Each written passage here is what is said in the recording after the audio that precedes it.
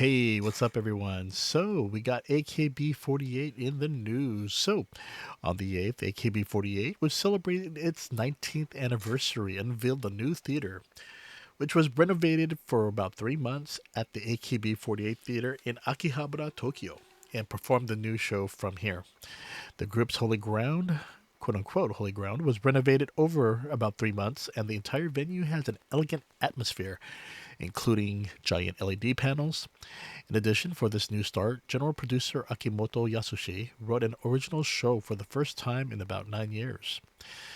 In an interview with a sports newspaper, Akimoto said, "I created this show with the strongest feeling of let's create a new legend from here, as if AKB's second chapter is about to begin. It was difficult to follow the AKB of the past, but I didn't want people to say the old AKB was good. Both the staff and I put a lot of effort into creating this show." Akimoto said that he had a particularly hard time choosing the songs, saying, "I listened to about 1,000 songs. These are theater songs, so they're not title songs for CDs. We can create a story with 16 songs, so we can take an adventure. The excitement of the general election is what AKB is all about. I'm curious to see how the audience reacts to this performance." Akimoto himself said that this new performance is a message that we're entering our second golden age.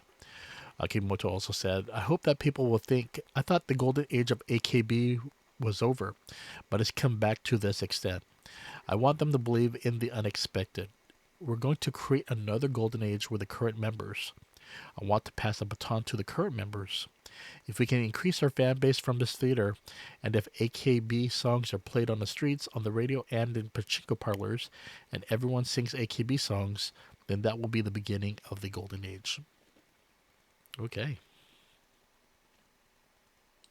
Okay, I'm gonna go ahead and chime in with this article. So, yeah, I'm a big fan of AKB48 when they first came out. I was actually working with Sony Music Japan when they first debuted, and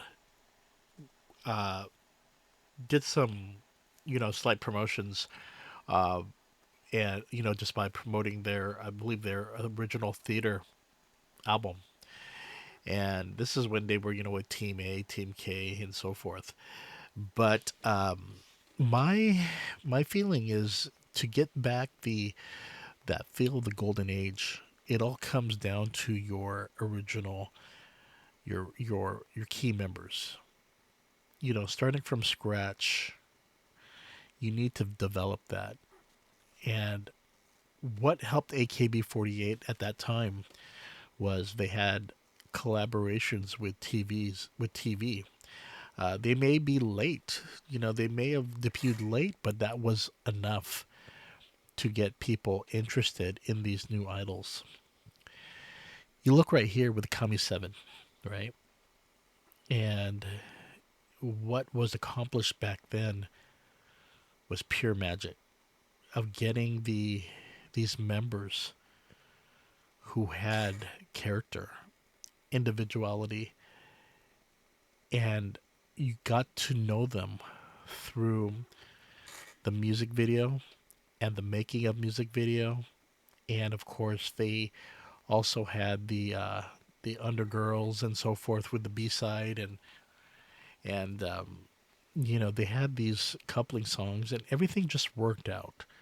But it all depends on your core membership, and you have to have a strong core. And in this case, they always had a strong core, not just with the 7, but they also had a strong core with the 16, and they made it competitive. And I think, the rock, paper, scissor was a big thing to promote the group, um, but also to create that magic again.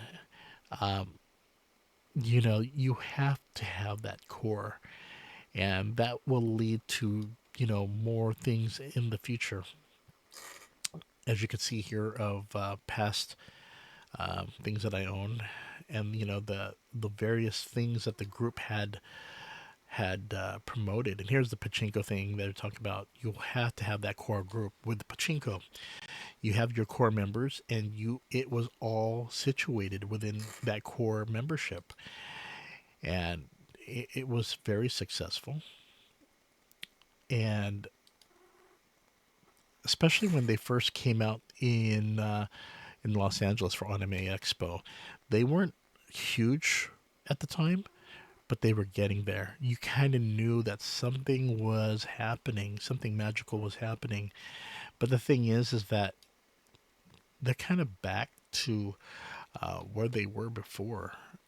I'm not saying like day one, but the thing is that AKB48 has kind of remained so silent, and they had this magic. It's just they could not overcome things.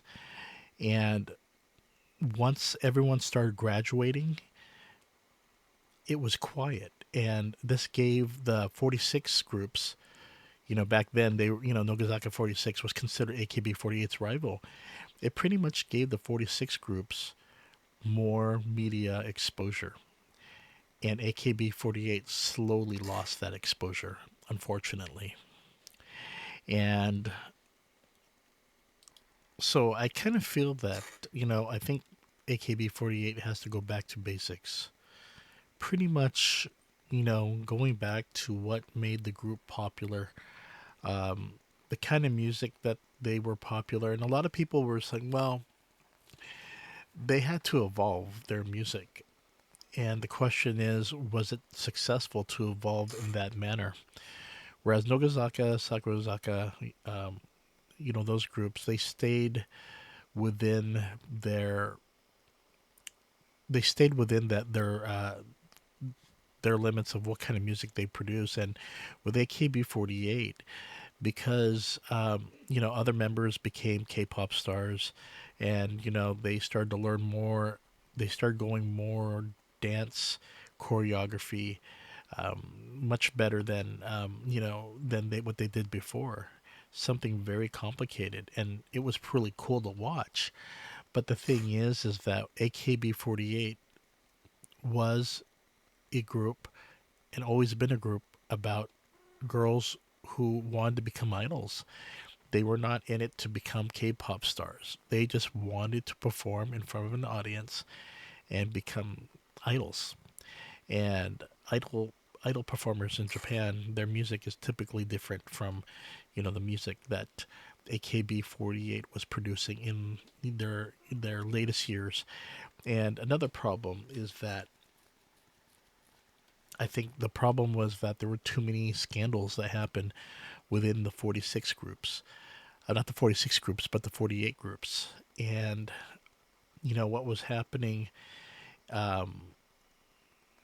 there really trickled down to AKB48, especially with the no dating rule and the bullying that happened that started to affect AKB48, big time, to the fact that people didn't want to see AKB48 and they wanted to go to the 46 groups, because the 46 groups maintained the style and type of music that people loved about AKB48, but AKB48 strayed too far. And here's an example of the photo of I was talking about of the earlier years of AKB48, when they were doing their first documentary and so forth, promoting the members individually.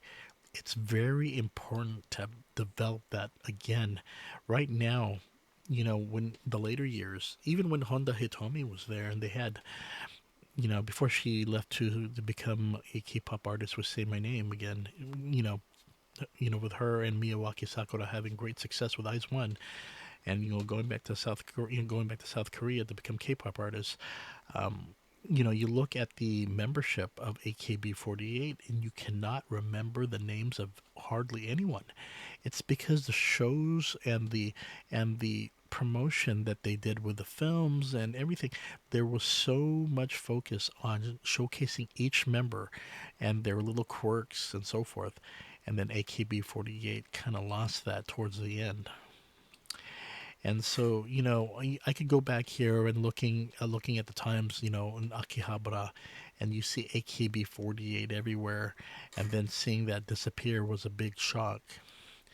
But yeah, this was the pinnacle of AKB48, as I would see it all over, Don Quixote, and it was just the symbol of Akihabara. And also, that's another thing too. Akihabara is no longer the hot place it used to be. AKB48 was a really, really cool place where people went for a lot of, to watch AKB48, made cafes and a lot of video games and a lot of that otaku, atmosphere. But things are changing. Times are changing. Akihabara is becoming more or less of themselves than they were before. A lot of buildings, a lot of places that people flock to are now disappearing, and Ikebukuro of all places are starting to grow and attract a lot of the that otaku type, especially with their major cosplay events, and it's just things are shifting in Japan. But the thing is I still feel that AKB48 can still return, but they have to go back to the basics. And you know this is, for those of you looking at this image right here, this was a time when you could remember almost everyone's name, and you could remember, everyone had some investment, especially if you were in the photo cards and so forth. You knew everyone here. They were always featured on television, and slowly they started to incorporate the sister groups such as NMB48, SKE48, HKT48, and then they started having their own shows, and it was a really good time. It was a really strong time for the 48, but you know what? No one expected it to last as long as it did. It lasted for a very long time because when I think about it, Morning Musume, they were hot. But then when the original members started to leave and then newer members came, they also faced the same situation. And sometimes you need that full reset. I guess we'll see what happens. But yeah, I wish, Akimoto Yasushi the best because, especially with this new group, I hope he finds his ace. I hope he finds that core group that they can develop and promote because the group needs that. And AKB48 needs that to return to that golden age. Okay, everyone, you all take care, and I will see you later. Wink, wink, and later, everyone. Bye bye.